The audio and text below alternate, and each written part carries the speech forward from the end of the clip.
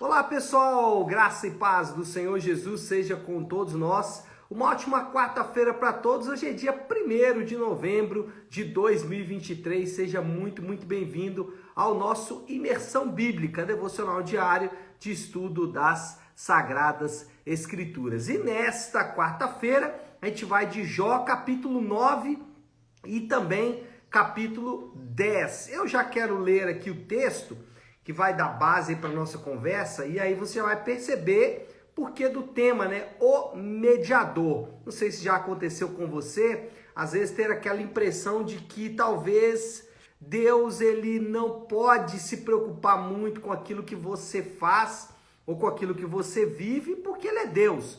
Se você já teve essa impressão, hoje eu tenho certeza que esse devocional, essa imersão vai falar muito ao seu coração. Mas deixa eu ler o texto aqui, que é Jó, capítulo 9, versículo 32 ao 35. Esse aqui é, sem dúvida alguma, um belo retrato do que Jó quer dizer no seu argumento aí no capítulo 9 e 10. Diz assim, Jó 9, 32 ao 35. Ele não é homem como eu, para que eu lhe responda e nos enfrentemos em juízo. Se tão somente houvesse alguém para servir de árbitro entre nós, para impor as mãos sobre nós dois, alguém que afastasse de mim a vara de Deus, para que o seu terror não mais me assustasse. Então eu falaria sem medo, mas não é esse o caso. Bom, Jó, ele está respondendo o seu amigo Bildade, contudo, seu discurso muda o foco. Ele deixa para trás o argumento do Bildade e ele volta a sua atenção para o próprio Deus. Basicamente, o que Jó vai fazer aqui é dizer o seguinte: olha, Bildade, eu até compreendo o seu argumento, inclusive ele chega a concordar com Bildade no versículo 2, ele fala assim, Jó 9:2, ele fala assim, bem sei que isso é verdade. Isso o quê? O que Bildade tinha dito. E ele vai dizer, né, mas como pode o mortal ser justo diante de Deus? Porque o Bildade, ontem a gente falou sobre isso, ele tinha dito o seguinte, Deus é justo, né? A história que eu falei ontem da expressão matemática. Então Deus é justo. Se você for justo, Deus vai fazer justiça com você. É uma espécie ali de paganismo religioso, né? Paganismo cristão. E aí Jó responde para ele, olha, ô Bildade, eu até concordo com você que Deus é justo. E mais, eu vou acrescentar aqui, e é o que Jó vai fazer a partir do versículo 9. Jó vai dizer, olha, eu concordo que Deus é justo e mais, eu vou incluir que Deus é criador. Inclusive, Jó vai citar as constelações. Ele vai dizer, eu acredito que Deus é inclusive o criador dessas grandes estrelas, dessas grandes constelações. E aí, a partir do versículo 11 até o 20, Jó vai exaltar a transcendência de Deus. Vai dizer o quanto Deus é maravilhoso, é grande, como que Deus está acima de toda a criação, Deus criou todas as coisas, comanda todas as coisas, governa todas as coisas, é soberano. Ele faz várias assertivas aqui sobre Deus, e essa aqui é até um ponto interessante sobre o livro de Jó, porque ele tem várias afirmações que são teologicamente saudáveis, já falei sobre isso em outros momentos, mas só que são aplicados de maneira errada, e esse é um aspecto importante, porque às vezes isso acontece com muita frequência, a gente faz uma interpretação ruim do texto bíblico, e aí ao interpretar o texto bíblico de maneira errada, aplicamos ele de maneira errada. Aqui nos parece que Jó faz algo parecido, ele faz boas assertivas sobre Deus, mas as suas aplicações, elas são de fato bem comprometedoras. E esse é um caso clássico. Ele vai falar da transcendência de Deus, da sua soberania, da sua supremacia sobre todas as coisas, mas de um modo negativo. E Jó chega a acusar Deus de não se importar com a criação. Olha aí, versículo 16, ó. Mesmo que eu o chamasse, falando sobre Deus, e ele me respondesse, não creio que me daria ouvidos. Olha isso. A gente tem que entender, né, como que Jó está fragilizado pela dor, pela doença e tudo mais. Mas o que ele está fazendo aqui é dizer o seguinte, Deus, eu até acredito que ele me ouve, mas ele ouve, mas só por ouvir, ele não vai fazer absolutamente nada. E aí ele vai seguindo o seu argumento, declarando, e aí já começando aqui a colocar pontos finais no seu argumento. Jó, ele se declara inocente e declara que Deus é incompreensível. É isso mesmo, versículo 21 até o 24, ele fala assim, ó: conquanto eu seja íntegro, já não me importo comigo, desprezo a minha própria vida. É tudo a mesma coisa, por isso digo, ele destrói tanto o íntegro como o ímpio. Jó agora acusa Deus, né? Ele se declara inocente, eu sou inocente, e ele diz, Deus é incompreensível. E aí, depois disso tudo, ele apresenta aqui o que pode ser o ponto central do seu argumento. Deus não sabe o que o homem sofre. E é o texto que a gente leu, versículo 32 até o 35 do capítulo 9. Ele não é homem como eu, para que eu lhe responda. Jó vai dizer, olha, Deus, ele não sabe que o homem sofre.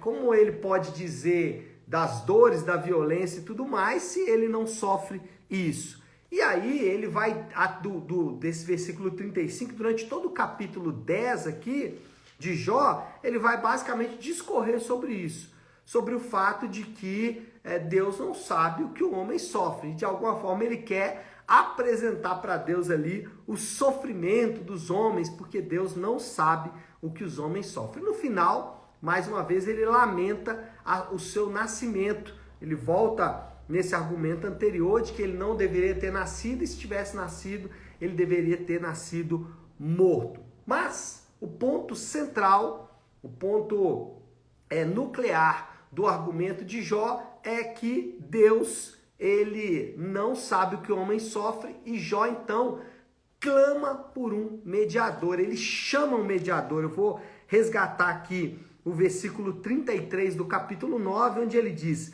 se tão somente houvesse alguém para servir de árbitro entre nós, para impor as mãos sobre nós dois. Então Jó clama por um mediador, alguém que pudesse mediar a sua situação diante de Deus. E aí a gente vai se lembrar, né, irmãos? No Novo Testamento, lá especialmente na carta aos Hebreus, o Novo Testamento, ele trata Jesus como nosso sumo sacerdote. Jesus, ele é retratado na Bíblia como o homem divino, ou o Deus humano, ou seja, a divindade e a humanidade na mesma substância. O que a Bíblia vai apresentar sobre a natureza de Cristo, né? Esse mediador que Jó tanto clamou, ele aparece na pessoa de Jesus. Jesus, ele é humano e divino ao mesmo tempo. Então, você vai ver em vários momentos, Jesus, por exemplo, sentindo fome, e isso é um aspecto humano. Mas em outros momentos você vai ver Jesus, por exemplo, acalmando a tempestade, e isso são prerrogativas divinas. E aí, qual é a implicação natural de termos um mediador, ou o nosso sumo sacerdote divino e humano? Bom, primeiro é que não precisamos de outros mediadores. O que isso significa de maneira muito prática é que você e eu devemos rejeitar os outros mediadores. Por exemplo, mediadores. Você não precisa de um pastor para mediar a sua conversa com Deus. Mesmo que esse pastor seja muito bom, muito piedoso, muito devoto, você não precisa dele como seu mediador. Você pode tê-lo como outros aspectos. Ele pode ser um mentor, ele pode te ajudar a entender os segredos espirituais, né? Ele pode te ajudar a entender melhor a palavra de Deus, ele pode te dar uma palavra de aconselhamento, de conforto, mas nunca o seu mediador. Mas isso se estende para outros mediadores. Você não precisa, por exemplo, de Maria, ou no Brasil mais conhecida como Nossa Senhora, não precisa. Você não precisa dos santos, ainda que sejam homens que nos desafiam pela sua devoção, ainda que sejam homens exemplares, mulheres, como é o caso de Maria, eles não são mediadores. Você não precisa dos mortos. Amanhã é celebrado o Dia dos Mortos, Dia de Finados. Você não precisa da mediação dos finados.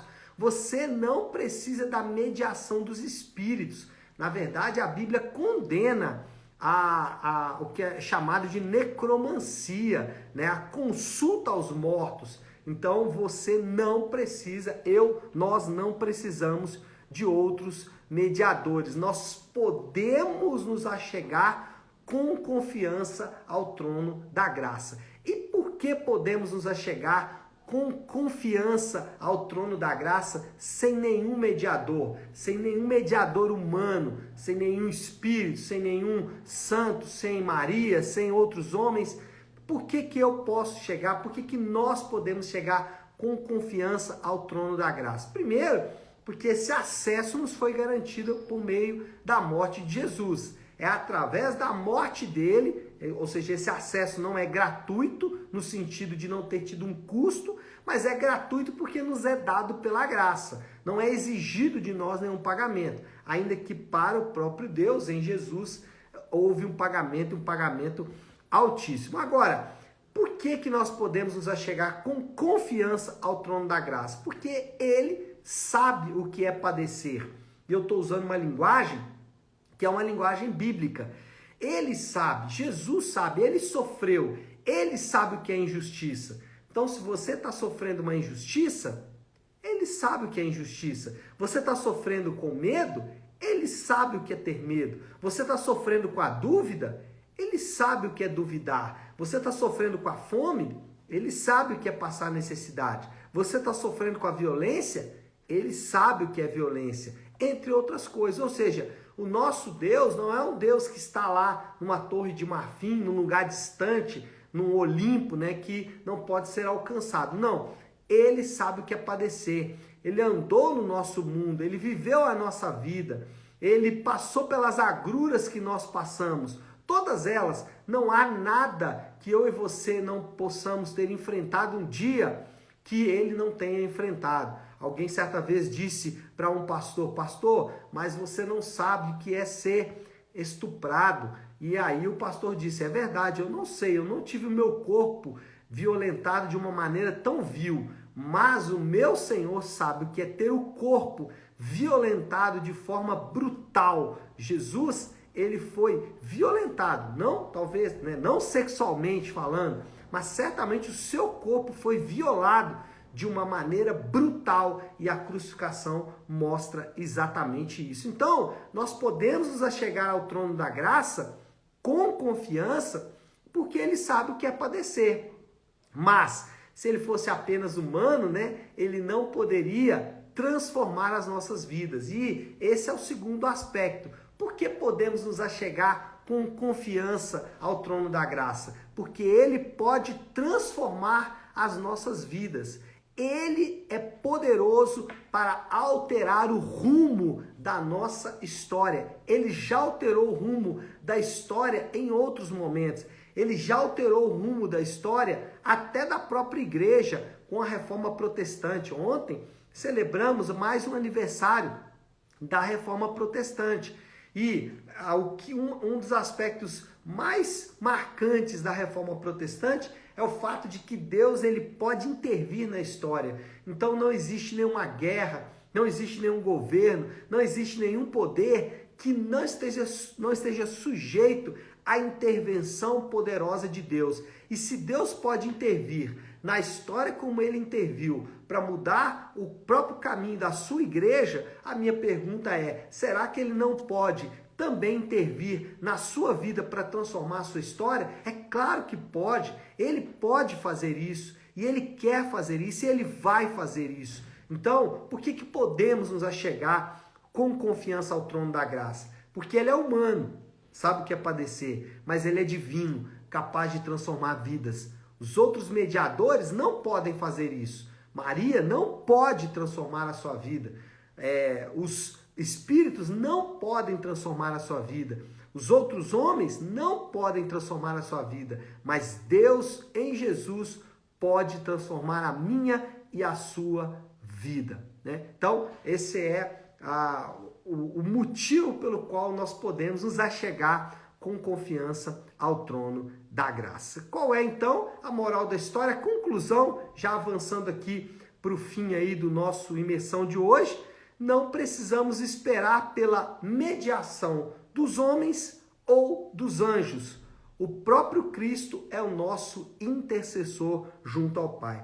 O clamor aqui de Jó, ele foi atendido na pessoa de Jesus. O que Jó disse aqui, não precisamos dizer. Jó não encontrou aqui um mediador. Nós já encontramos o nosso mediador. E qual é então a aplicação final? Olha, meus amados irmãos, eu não sei vocês, mas isso produz no meu coração uma grande sensação de esperança.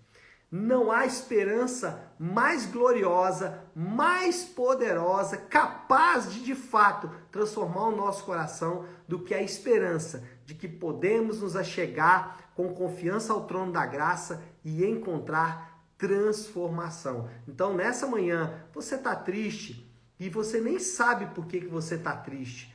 Você está abatido, você está sofrendo por N fatores, por N motivos, coisas que aconteceu com você, problemas de saúde, as vicissitudes da vida, tudo isso bate no seu coração e bate de maneira tão destrutiva. Olha, que você encontre esperança nessa verdade. Podemos nos achegar com confiança ao trono da graça e encontrar transformação. Que isso possa aquecer o seu coração nessa manhã.